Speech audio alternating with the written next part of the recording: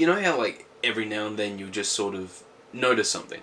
Something that is incredibly, absolutely, unbelievably obvious that you've just sort of missed. Like, for instance, you know, like when you think about it, shoes have left and right feet, whereas socks don't.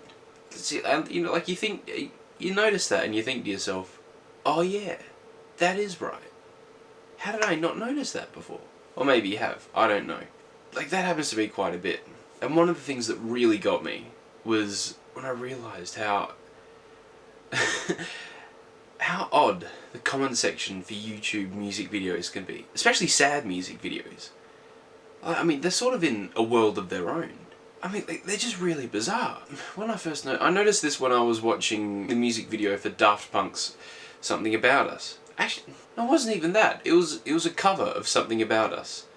And just in the comments, there was just someone there saying, well, I lost my girlfriend 3 years ago, and now whenever the synth solo comes in halfway through, I break down in tears. Okay. Like, why did you want to tell us that? I've been able to sort of narrow down, like, the types of comments that you find in these comment sections down to sort of 4 types. The first one is the I love this song kind of comment. The one that just sort of says, brilliant, great song, mate. And, or, you know, something like, you know, can't think of anything else. But you know what I mean? It's just sort of someone saying, there's a good song, I like it. You know, Anya. But, you know, they usually take that to some kind of weird place with those kind of things. Like, you know, just the short, sharp, this is a good song, Anya, is fine. But I kind of get confused at the people who sort of say these things like, to whoever lonely wanderer who has stumbled across this comment section for Pink Floyd's Wish You Were Here, I commend you for having good taste in music. Okay, thanks. I mean, you know, you could have just said, this is a good song, but you decided to take it to that place. Good for you. The other one that gets me is the person who, for some inexplicable reason, decides to upload the lyrics to the entire video. Why? Why did you do that? I mean, I can understand that, you know, you think, oh, you know, you're trying to be helpful. You go, oh, you know, well, you know, someone might want to see what, you know, they're saying. Still, why would you post, like, these things go on for, like, for paragraphs. Like, you click the little read more tab and it goes on forever. Your phone literally isn't long enough to keep, you know, to see all the lyrics. Oh, really bizarre. Now, the third one is, I'd say, the one that annoys me the most. It isn't the one that I'm confused by the most, it's the one that annoys me the most. So, the particular song will probably have some kind of anecdote that goes along with it, like with, you know, like Wish You Were Here, how that whole album was written about Syd Barrett. There's these comments, and there's thousands of them, that all just sort of like repeat the same anecdote, but just sort of word it a bit differently. Sometimes they get the facts a little bit wrong. And it really bugs me. Like, I was going through the comment section of Johnny Cash's Hurt earlier, and the amount of times I saw someone say, well, you know, he lost his wife, you know, a couple months before this. Really sad. Okay, I mean, you know, on you for thinking that it was, you know, an interesting little tidbit of information, but, you know, surely you've seen other people say the exact same thing.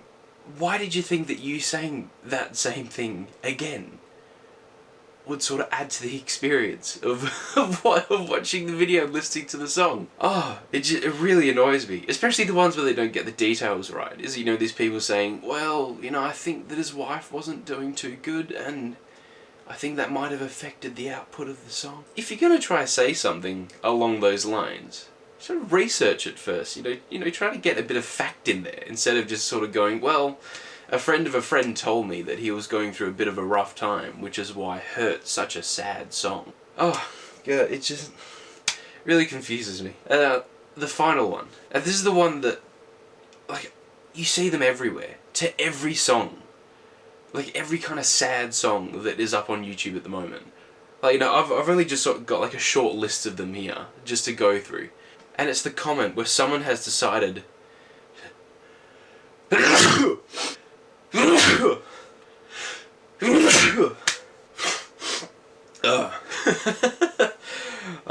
Great.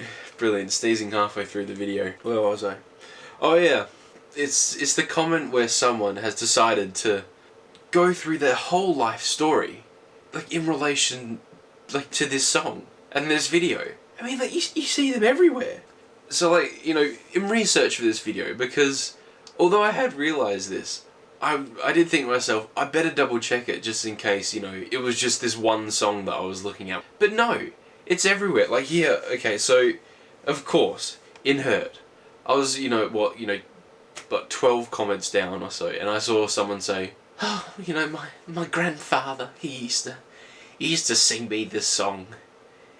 He's dead now. Sad face. That was it. I mean, there was nothing more than that. I mean, the rest of them go on to, like, you know, these long paragraphs of, you know, sort of like, you know, loss and, you know, sadness.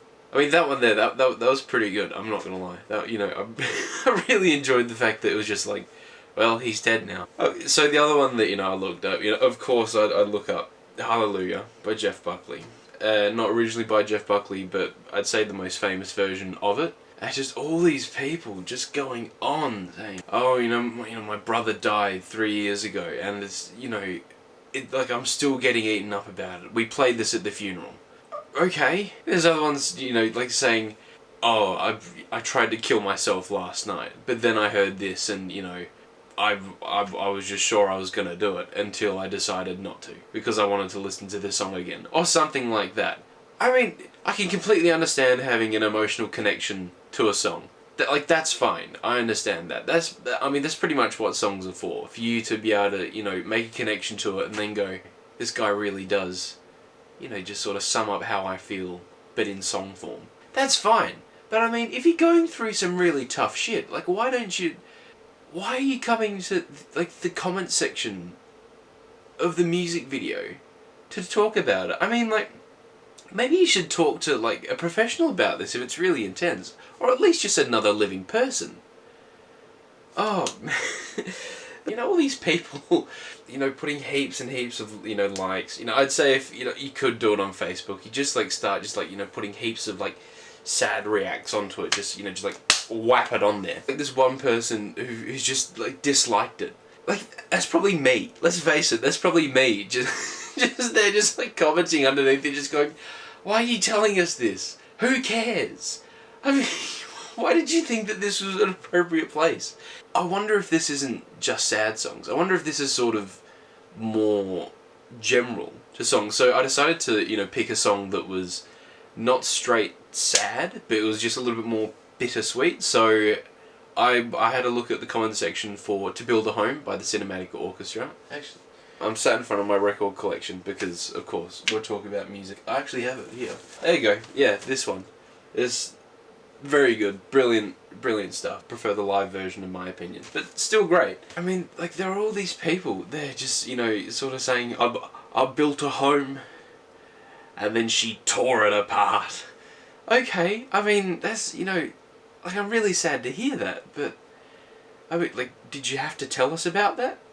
You know, what drove you to tell us about that? It goes on. I mean, and then, you know, I decided to go for something incredibly, you know, obscure. Well, I wouldn't say incredibly obscure. Just, you know, more obscure than those two. So I went for a friend of ours from Elbow's A Seldom Seen Kid.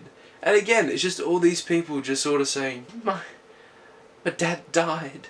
And, you know, love you, mate. Like, I'll get up Animals by Pink Floyd. You could probably look at the comment section for that.